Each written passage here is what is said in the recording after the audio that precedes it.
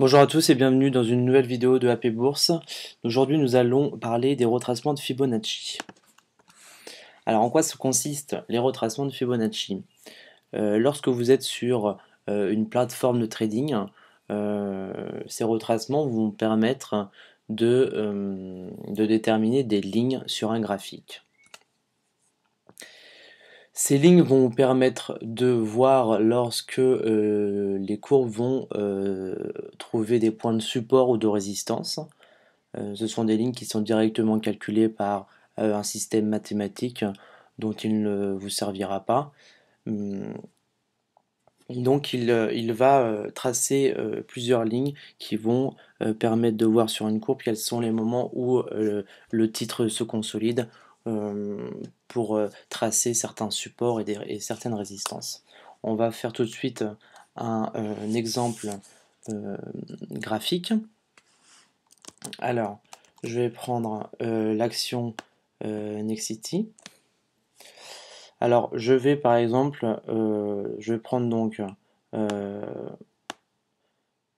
on est sur Pro Real Time. Donc j'appuie sur le retracement et le principe va être le suivant. Par exemple, si on considère, cette période-là, voyez, le but c'est de cliquer sur le plus haut de la période et ensuite sur le plus bas de la période. Voilà.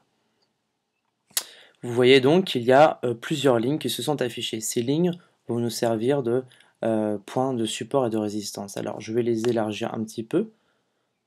Voilà, comme ceci. Donc vous allez voir que entre cette période-là, à partir de cette période-là, hein, jusqu'à ici plus ou moins, parce qu'après il ne va plus avoir grand intérêt. Mais moi je parle plutôt de cet endroit-là.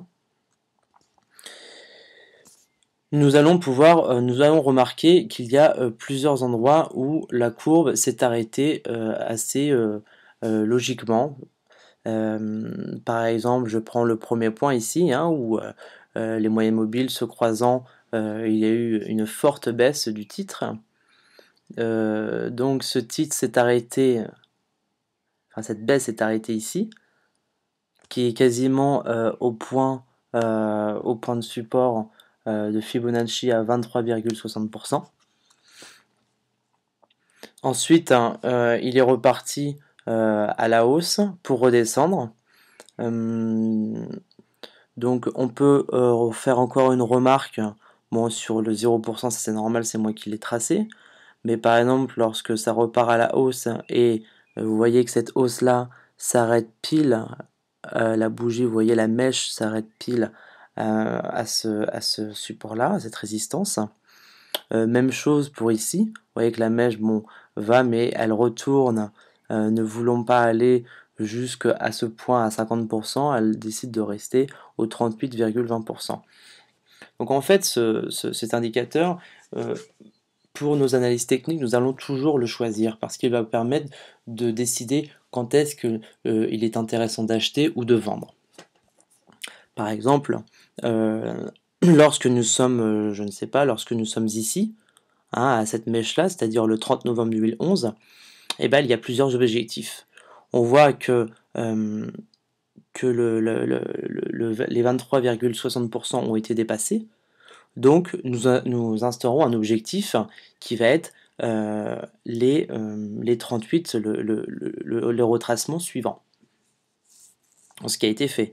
Donc nous avons donc décidé par exemple d'acheter une fois que nous revenions soit à ces supports-là, à 23,60%, soit tout de suite, afin d'attendre que nous soyons arrivés au 38,20%. Voilà, ça peut être un premier objectif de passer d'une ligne à l'autre. Une fois qu'on est arrivé à ce point-là, soit nous prenions encore des positions à la hausse pour arriver jusqu'à les 50%, soit nous prenions un short pour revenir au 23,6%. Alors, voilà, c'est juste des manières, des points qui vont permettre de déterminer à quel moment vous allez acheter et vendre. Ces points vont être aussi confirmés où il va y avoir des nuances lorsqu'il faudra acheter par exemple une fois que nous serions retombés sur les moyennes mobiles, par exemple ici, hein, ou lorsque nous serons tombés sur des retracements de Fibonacci, des bandes de Bollinger. euh, voilà, donc aujourd'hui nous faisons que les retracements de Fibonacci, mais vous voyez à quel point c'est intéressant pour déterminer quand est-ce que nous allons acheter ou vendre. Voilà, donc bah, c'est tout pour aujourd'hui.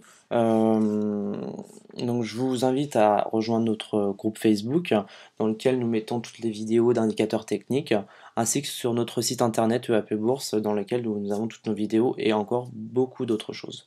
Voilà, bah, je vous remercie, je vous souhaite un bon trade et si vous avez des questions, n'hésitez pas à venir nous rejoindre et nous pourrons en discuter. Voilà, à très bientôt, au revoir.